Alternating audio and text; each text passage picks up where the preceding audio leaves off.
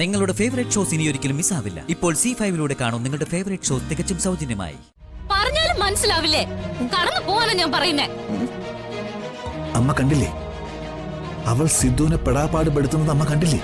എന്നെ ശല്യപ്പെടുത്താതൊന്ന് പോ സിദ്ധു. ദേവികേ,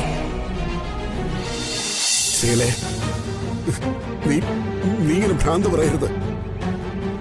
നിന്റെ ഈ എടുത്തിയാട്ടം കൊണ്ട് ഒന്നിനും പരിഹാരം ഉണ്ടാവാൻ പോകുന്നില്ല. പരിഹാരമില്ലെന്ന് ആര് പറഞ്ഞു അച്ഛനോട്? ഇതിനെല്ലാം ഒരു പരിഹാരം ഉണ്ട്. ഒരു പരിഹാരമേ ഉള്ളൂ. നീ എന്താ ഉദ്ദേശിക്കുന്നത്? എന്റെ തീരുമാനം അറിഞ്ഞിട്ട് വേണം ഇനി എല്ലാവരും കൂടെ ചേർന്ന് അതിന് തടയിടാൻ. അതുകൊണ്ട് തൽക്കാലം ഞാനായിട്ടൊന്നും പറയുന്നില്ല. എല്ലാവരും അത് കണ്ടറിഞ്ഞാ മതി. ആ, തീരുമാനമെടുക്കുന്നത് കൊള്ളാം. പക്ഷേ നീ എന്ത് പ്രവർത്തിച്ചാലും അതിന്റെ ഫലം അനുഭവിക്കേണ്ടി വരുന്നത് നമ്മുടെ മക്കളാണെന്ന് നിനക്ക് ഓർമ്മ വേണം.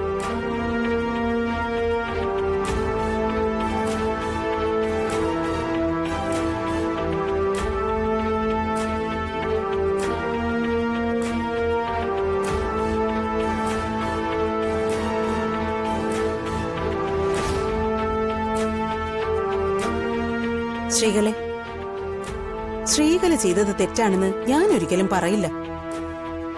നമ്മുടെ കുട്ടികളെയാ പൊന്നാരൻ തോട്ടത്തുകാര് കള്ളികളാക്കിയത്. അവര് ചെയ്തത് മഹാ അപരാധം തന്നെയാ. അതിന് ശ്രീകല മറുപടി കൊടുത്തത് കണക്കായിപ്പോയി. അച്ഛൻ അവരെ ന്യായീകരിച്ചുകൊണ്ട് പലതും പറയും. പക്ഷേ ശ്രീകല അതൊന്നും കാര്യമായിട്ട് എടുക്കണ്ട.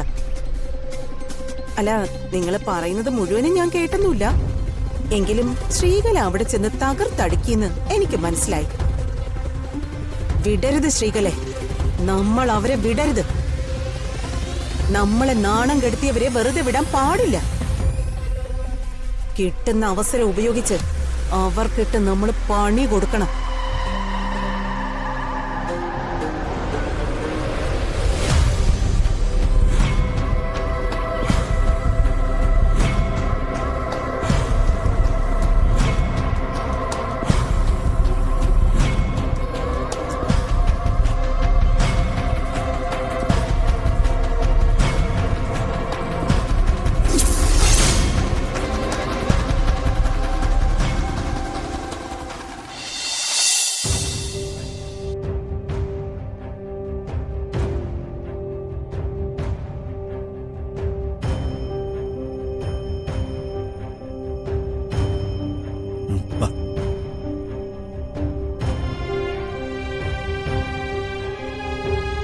സിദ്ധു മോനെ,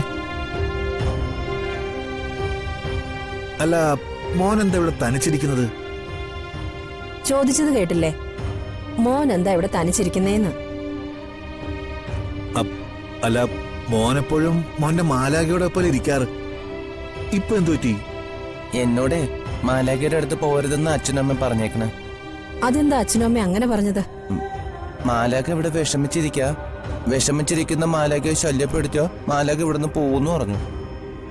ഏയ്, അത് മോനോട് അച്ഛനും അമ്മയും വെറുതെ പറഞ്ഞതാ. വെറുതെ പറഞ്ഞാണോ? ആണ് മോനെ. മോന്റെ ബെസ്റ്റ് ഫ്രണ്ട് അല്ലേ മാലാഖ? ബെസ്റ്റ് ഫ്രണ്ടിന് വിഷമം വന്നാൽ അവരുടെ കൂടെ ഇരുന്ന് സമാധാനിപ്പിക്കുകയല്ലേ വേണ്ടത്? മോൻ മാലാഖയോട് വർത്താനം പറഞ്ഞ മാലാഖയുടെ വിഷമമൊക്കെ മാറില്ലേ? ഏയ്, വിഷമം മാറും. ഇല്ലെങ്കിൽ വിഷമം താങ്ങാനാകാതെ മാലാഖ ഈ വീട് വിട്ടു പോവും. ഞാൻ മാലാഖയോട് വർത്താനം പറഞ്ഞില്ലെങ്കിൽ മാലാഖ വീട് വിട്ട് പോവും. പിന്നല്ലാതെ പോവും. ദേ, മോൻ വർത്തമാനം പറഞ്ഞില്ലെങ്കിൽ മാലാഖ വീട് വിട്ടു പോകുന്ന ഉറപ്പല്ലേ? ദേ, മാലാഖ പോയാ പിന്നെ ഇങ്ങോട്ട് വരില്ല കേട്ടോ. വേണ്ട, മാലാഖ പോണ്ട. എന്റെ മാലാഖ ഞാൻ വിടൂല. മാലാഖ എപ്പോഴും എന്റെ ഒപ്പം വേണം. മാലാഖ പോകാതിരിക്കണമെങ്കിലേ മോൻ മാലാഖയുടെ അടുത്ത് പോയി മിണ്ടണം.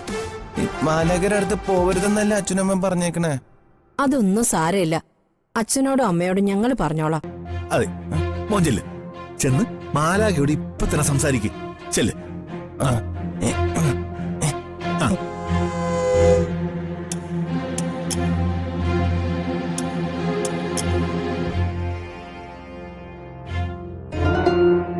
ഞാനിനി എന്ത് ചെയ്യും?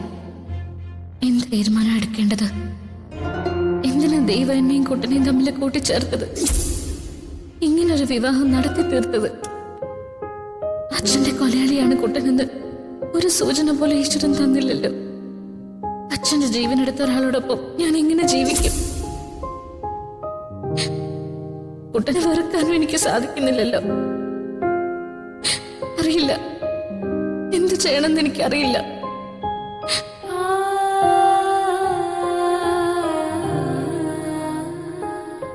മാലാകെ, ഞാൻ വീണ്ടും വന്നല്ലോ.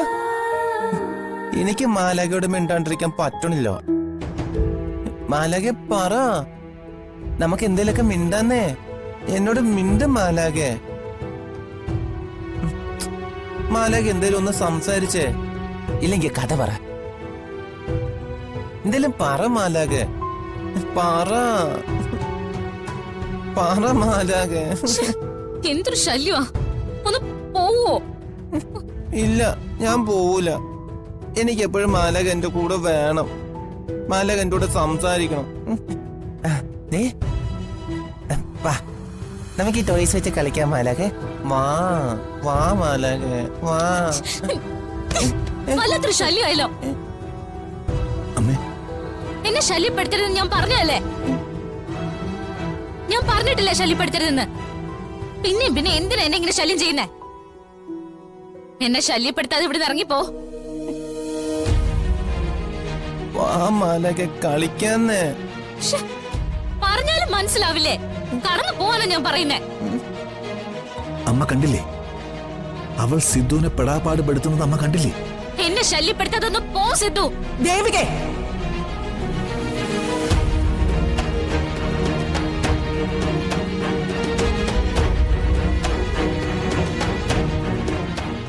എടി, നീ എന്താടി സിദ്ധുവിനോട് കാണിക്കുന്നേ?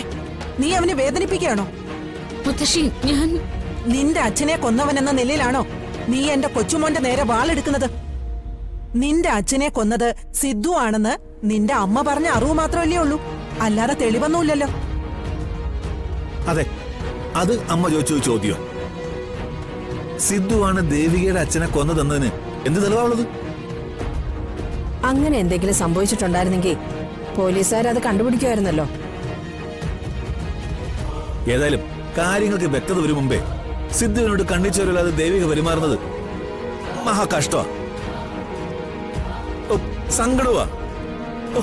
അമ്മയ്ക്ക് ഇത് കണ്ടിട്ട് ഒരു സങ്കടം തോന്നുന്നില്ലേ? തോന്നുന്നില്ലേന്നോ? എന്റെ കുട്ടിയുടെ അവസ്ഥ കണ്ടിട്ടേ എന്റെ ചങ്കു പിടയ്യ.